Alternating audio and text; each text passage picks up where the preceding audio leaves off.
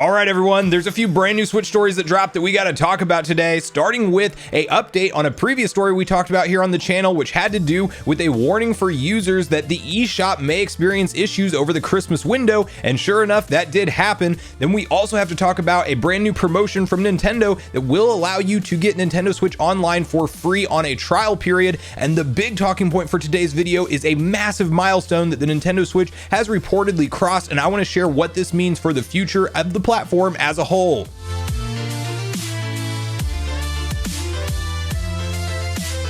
What's up, nation? If it's your first time on the channel, make sure you join Sunbro Nation by subscribing below, hit the like button on this video if you enjoy it today, and make sure you turn on your bell notification icon so you're kept up to date with all the newest gaming news. And as I mentioned, guys, we were covering a few different stories today, and I want to kick it off with an update around a previous story we talked about here, which was a warning from Nintendo themselves that they may be experiencing some kind of server issues over the Christmas window. And of course, about all day from all reports that I have read, the eShop did go down on Christmas. And this is an interesting talking point for me because it's like Nintendo obviously knew they were going to have a ton of new Nintendo Switch Online accounts created for the first time, people trying to hop into the eShop store and download new games. And it's just interesting to me that they expected this to happen. It did happen. And so what does that really say about their server infrastructure that they have running right now? Because you know that with them charging the prices they are for Nintendo Switch Online, which we will also be talking about later in the video, that they could absolutely overhaul and provide some more support. Because, you know, if you look at the competitors, I don't believe Sony or Microsoft had any type of similar problems. And of course, they probably had the same influx of new users opening up brand new consoles and signing up for new accounts. And, you know, it's exciting when you do that, and you might want to go in and spend like some digital credit that you got given to you on Christmas Day in the eShop and take advantage of some of the sales that were up. And it would have been extremely frustrating if you couldn't do that. And so it is an unfortunate thing that I just think Nintendo needs to put focus on as they go forward and really try to branch into this online space, as we have historically always seen them lag behind the other competitors in terms of what they are offering.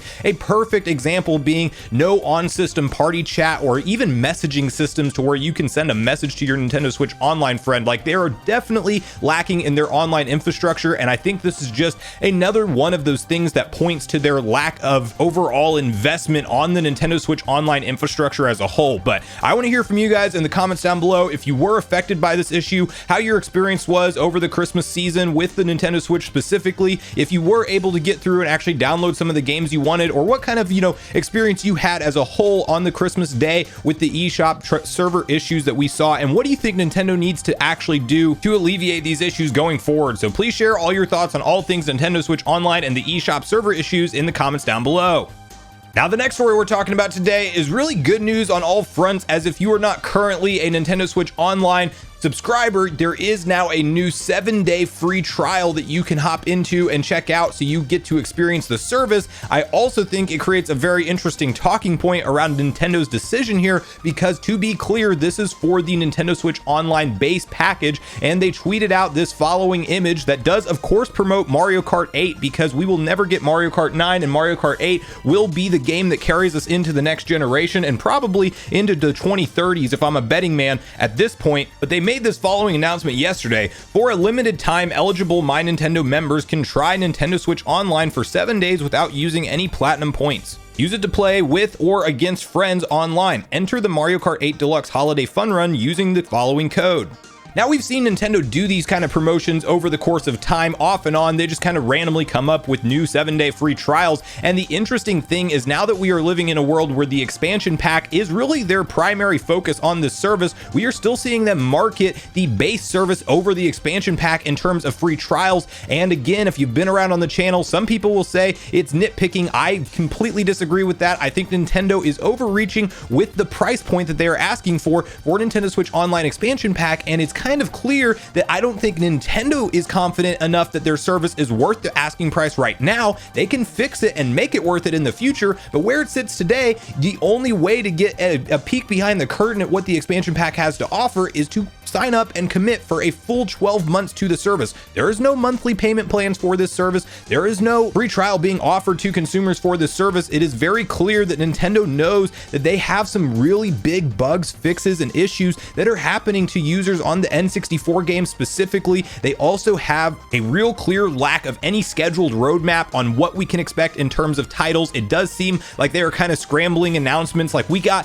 Banjo and Kazooie confirmed for January. That's awesome, but it was interesting in the fact that they put that announcement out right almost just a week or so after they gave us the Paper Mario announcement, which of course has already dropped on the service. And so Paper Mario got a full trailer. Banjo and Kazooie seemed like it was kind of like a, hey fans, we're still working on the service, don't worry, we haven't forgotten about it. And then meanwhile, you know, we get a shadow drop of 5 Sega Genesis added onto the Nintendo Switch Online expansion pack, and it just feels like it's a kind of a rush job, kind of a scramble. Like, maybe they understand the amount of dislikes that video got that they put out with the overview trailer is a message that the fans did not receive this the way that they maybe thought they would, and how Nintendo personally values those N64 IPs. And you can make the argument that of course it is very expensive to go buy those games in 2021 and play them on original N64, so definitely it's better that we do have access to them. But at the same time, I do think it is a very fair statement to call out Nintendo on not really having a good game plan to market the service, and really, as I mentioned, just interesting that they are promoting and getting people to sign up for a $20 base service annually, which is clearly not going to make them the same amount of revenue as they would on their $50 annual price pack. And so why would they not give any consumers any chance to check out that pack without a full commitment of 12 months? Well, I think it's pretty clear Nintendo is figuring things out as they go with this service. And so I want to hear from you guys in the comments down below. If you are currently subscribed to Nintendo Switch Online, what you want to see from Nintendo in the future with the service. I think it's pretty clear. A lot of people will say, well, we want to bring back Virtual Console or something. I think that ship has sailed, unfortunately. While Virtual Console was a great option to have for people who wanted to own and download those games, and in fact, I played the Wii U in yesterday's video. Go check it out if you haven't,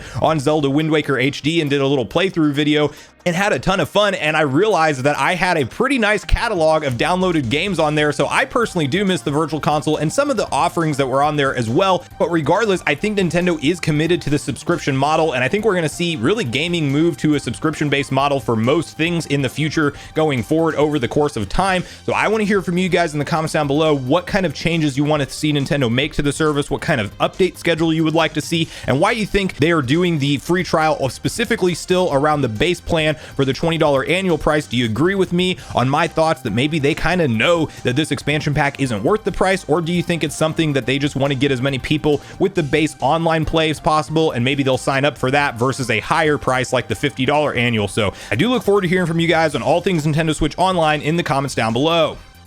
Now, the last story we're talking about today is some great news when it comes to the overall performance of the Nintendo Switch console as a whole, as clearly we were talking about all of the new Switches going online, causing eShop server issues, and it really just means that Nintendo is continuing to capture the momentum that they have with the Nintendo Switch console. And today we have a new estimate that claims that the Switch is most likely over the 100 million unit mark. And to kick off this conversation, I want to quickly hop over to VG Charts, where they do have the newest estimates through December 18th, and we now can confidently say that the Nintendo Switch is either right there at the 100 million mark or will be soon past it, and joins a pretty elite list of consoles that have hit that milestone before it. But let's quickly read through the VG Charts article together. Switch sales top 100 million worldwide hardware estimates for December 18th sales. The Nintendo Switch was the best-selling console with 1.3 million units sold for the week ending December 18th, according to VG Charts estimates. The Switch has now sold an estimated 100.72 million units lifetime. The Nintendo Switch becomes the 7th video game platform to cross 100 million units sold. The other platforms are the PS2, DS, Game Boy, PS4, PS1, and Wii. You can then see the global hardware estimate through December 18th, which lists the Switch at 1.3 million, PlayStation 5 coming in at 540,000, Xbox Series X and S at 459,000, PlayStation 4 out there at 25,000, Xbox One at 12,000, and the 3DS still coming in at an honorable mention of 286 units. So when we talk about sales numbers here on the channel, not everybody gets the most hyped about them and realizes like what a big accomplishment this is. Like that's clearly putting the Switch on a pretty big pedestal of other consoles that were very revolutionary and iconic. And as a Nintendo fan that has been around through the ups and downs of Nintendo, like seeing them at their, craze with the NES and SNES being in virtually like most homes, or at least they were getting themselves very mainstream. Then they had, of course, the N64, which sold decent. The GameCube really was actually a very underperforming console in that generation compared especially to the PS2, which of course is still the all-time console king in terms of total sales numbers. But then, seeing them make their missteps, especially through the Wii U era, where we had like 13 million total units sold, and that was after the crazy hype of the Wii, but that had a very hollow audience in the sense that they were not hardcore Nintendo fans for the most part. It was more just like they hit the craze of motion gaming, and it was kind of a scary situation at one time when you're hearing reports of Nintendo maybe becoming a software company similar to what we saw happen to Sega over the course of history.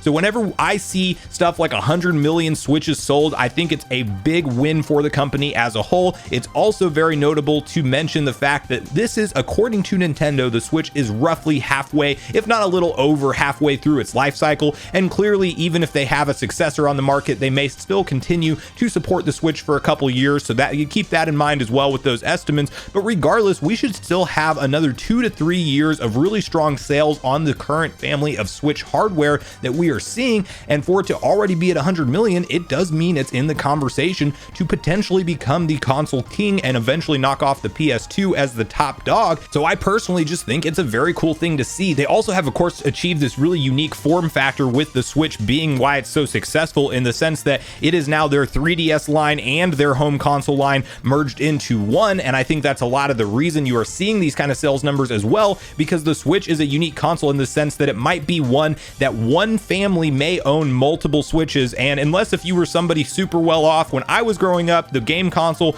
one for household was the common rule of thumb. Like maybe if you had really hardcore gamers, each kid would get a different console, but it was like one of each brand. Nobody, had 4 GameCubes in their own home. But now you will find people with families of 4 or 5 that each child owns their own Nintendo Switch. And that's a really unique thing for Nintendo to be able to capitalize on. And my only thing that I hope that we see for the future of the brand is some more powerful hardware so they can continue to capitalize on the momentum that we are seeing with this platform and not make any missteps like as they have in the past, with some consoles being vastly successful and some being total flops. So I want to hear from you guys at this point in the video in the comments down below on all the different stories we talked about today. What do you think about Nintendo Switch Online and the free trial and what Nintendo's doing with that whole thing? And then also, what do you think about this huge milestone of 100 million units? And do you think we will get a continued Switch line, like another revision before they're done with this current generation Switch? Or do you think whatever the next console is will actually be the true next generation for Nintendo? So I do want to hear from you guys on all the different stories we talked about in the comments down below, as I do look forward to getting a back and forth conversation started with you all around these topics.